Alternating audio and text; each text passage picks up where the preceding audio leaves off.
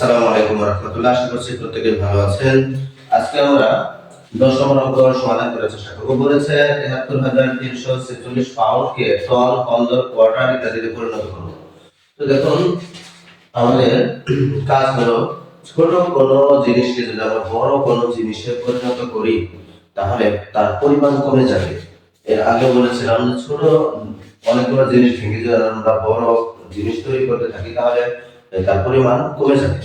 এবার দেখেন তাহলে এই পাউন্ডকে প্রথমে আমরা কোয়ার্টার বানাবো। পাউন্ডকে যদি কোয়ার্টার বানাই তাহলে আমাদের কাজ কি ৭৩৩৪৬ কে ভাগ করতে হবে হচ্ছে আমাদের ২৮ দিয়ে। ২৮ দিয়ে যদি আমরা এই অংশটাকে ভাগ করি তাহলে এখানে যে ফলটা বের হবে সেটা কোয়ার্টারে বের হবে। এখানে সাইড নোট দেব আমরা, যেহেতু এক কোয়ার্টার সমান হলো ২৮ পাউন্ড। আমরা যেহেতু পাউন্ডকে কোয়ার্টার বানাচ্ছি এই কারণে আমরা ২৮ দিয়ে ভাগ করব। ২৮ ৭৩ এর মধ্যে যাবে কতবার? ২৮ যাবে হলো ৫৬, দুইবার দেওয়া যাবে। এবার দেখুন ৬ আছে ১৩ হবে হচ্ছে ৭ হলে হাতের ১, ৬ আছে ১৭ হবে, ৬ আছে ৭ হবে ১ হলে হলো ১৭। আমরা কেটে নিয়ে আসি কি এই ১৭৩ এর মধ্যে ২৮ কতবার যাবে? এখন আমরা ২৮ এর নম্বর জানি না, তাহলে কি করব? আমরা একটা আইডিয়া করব। আইডিয়া কিভাবে করব? এই ২৮ কে যদি আমরা ৩০ চিন্তা করি তাহলে আমাদের জন্য সহজ হবে, যদি ২৫ চিন্তা করি তাহলে আমাদের জন্য সহজ হবে। পরে দেখাচ্ছি। দেখুন যদি এটাকে ৩০ হইতো তাহলে ৩০ ১৭৩ এর মধ্যে কতবার যেত? দেখেন ৫ বার দিলে হলো ১৫০, ৬ বার দিলে হলো ১৮০। তাহলে ৩ ৬ হলো ১৮, ১৮০ হইতো। এখানে মাত্র ১৮০ থেকে কম আছে হচ্ছে ৬০। আর দেখুন যেহেতু আমরা ৬ বার দিয়েছি আর এখানে ৩ বার করে বেশি করে নিয়েছি তাহলে ৩ ৬ ১৮ এর মানে দেওয়া যাবে। তো দেখুন ৬ বার যদি আমরা দেই ৬ আটে ৪৮ এর ৬ আটে ৪৮ এর ৮ হাতে হচ্ছে ৪, ৬ দুগুণে ১২, ১২ আর ৪ হচ্ছে ১৬, ৮ আছে ১৩ হবে হচ্ছে ৫ হলে হাতের ১ ৭, ৭ ৭ মিলে হলো ০, ১ ১ মিলে হলো ০। এবার দেখুন ৫ আছে, এই ৪ এবার আমরা কেটে আসি ৫৪। ৫৪ এর মধ্যে কতবার যাবে? দুইবার যদি আমরা দেই তাহলে হবে ২৮ দুগুণ হলো ৫৬, দেয়া যাবে না।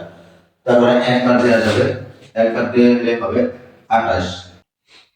৮ আছে ১৪ হবে ৬ হলে হাতের ১ ৩, ৩ আছে ৫ হলে ২ হলে। এবারে ৬ কেটে নিয়ে আসি ২৬৬।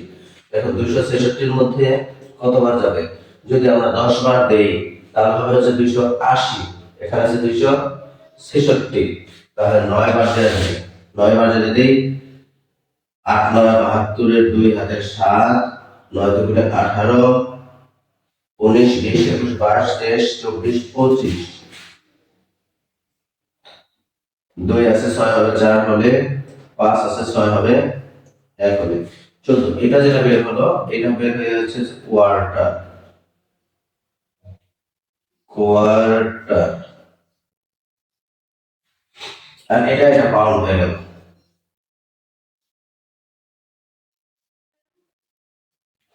এই আমাদের এই প্রথমে আমরা ২৬১৯ কোয়ার্টার পেলাম আর হচ্ছে ১৪ পাউন্ড পেলাম। এবার আমাদের দ্বিতীয় অংশটা করতে হবে। দ্বিতীয় অংশটা আমরা এখানে করি, যেহেতু আমাদের বোর্ডে জায়গা কম এই কারণে আমরা দ্বিতীয় অংশটা এখানে করে আপনারা নিচে নিচে করে রাখুন। এই কোয়ার্টারকে আমরা কি বানাবো? এই কোয়ার্টারকে বানাবো হচ্ছে আমরা হন্দর। তাহলে এই কোয়ার্টারকে যত কোয়ার্টার আছে সেই কোয়ার্টারকে এখন আমরা যদি হন্দর বানাইতে চাই তাহলে একটা সাইড নোট দিয়ে নেই। যেহেতু এক হন্দর সমান হলো ৪ কোয়ার্টার, এর মানে এই কোয়ার্টারকে এখন আমরা হন্দরে পরিণত করব। এই কারণে ৪ দিয়ে ভাগ করব। ৪ দিয়ে ২৬১৯ কে যদি আমরা ভাগ করি ৪ ২৬ এর মধ্যে কতবার যাবে? ৪ ৬ ২৪ থাকলো হচ্ছে ২ ২১, তাহলে ৫ বার দিলাম ৪ ৫ ২০ ১ 19 নিয়ে আসি। এবার যদি আমরা এখানে 4 19 এর মধ্যে যাবে হচ্ছে 4 বার 4 4 এ 16, এই হয়ে গেল আমাদের 3। এটা মূলত থাকলো কি, এই 3 হলো আমাদের হচ্ছে কোয়ার্টার, আর এই যে 654 হলো এটা হলো হন্দর, এখানে লিখে দেবো আমরা হন্দর, আর এটা হলো কোয়ার্টার। এখন আমাদের এই হন্দরটাকে আবার টনে পরিণত করতে হবে। এটা আমরা এই অংশটাতে লিখি।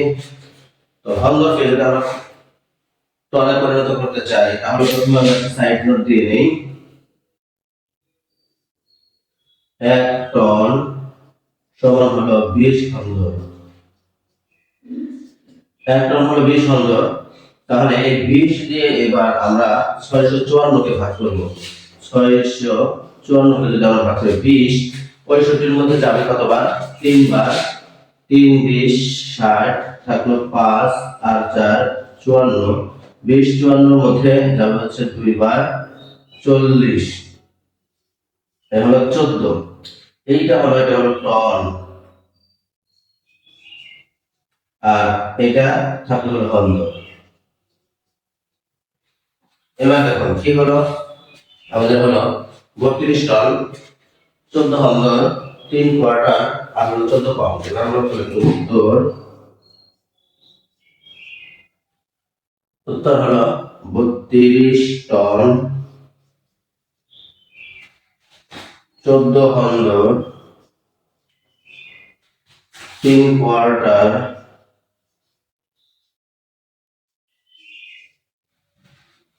14 পাউন্ড। এটা ছিল আমাদের 10 নম্বর অঙ্কটি।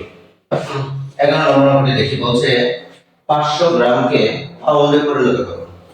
এটা বিভিন্ন পদ্ধতিতে করা যেতে পারে, আমরা যেই পদ্ধতিতে সবচেয়ে মনে রাখতে পারবো সেখান থেকে শুরু করি, কারণ হচ্ছে এই অঙ্কটা হচ্ছে সহজের মধ্যে একটু কঠিন।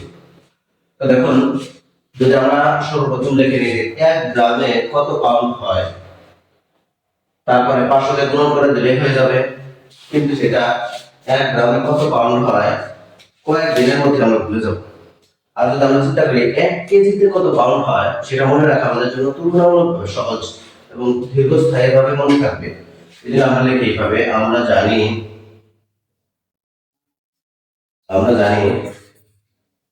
1 কিলোগ্রাম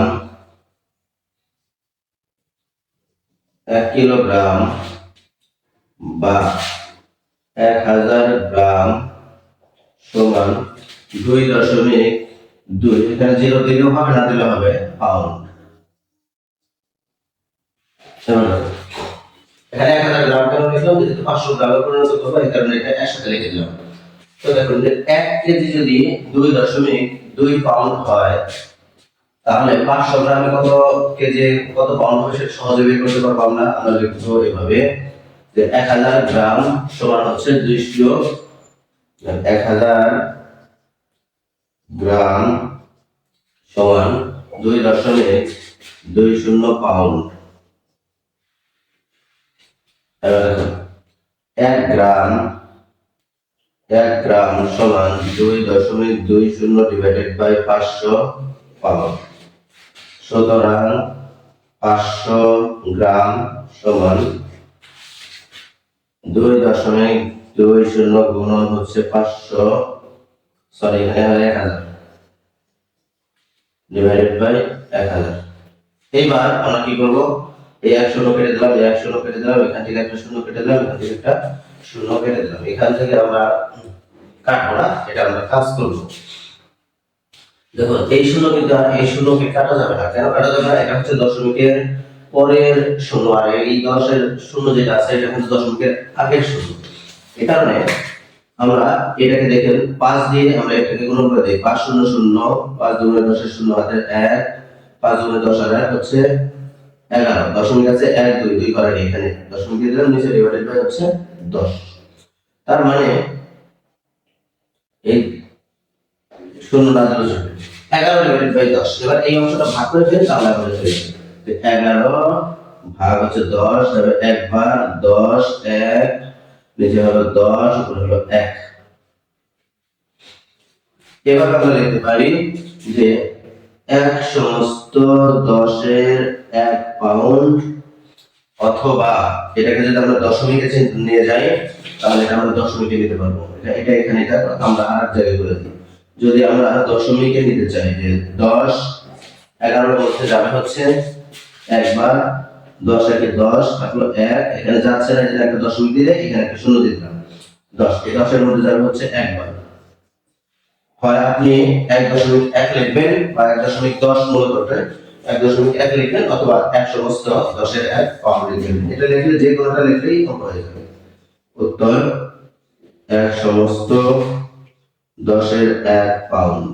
আমরা প্রথমটাই লিখে দিলাম। আগে বলেছি যে দশমিক অংশটা যদি নেই তবু আমাদের অঙ্ক হবে।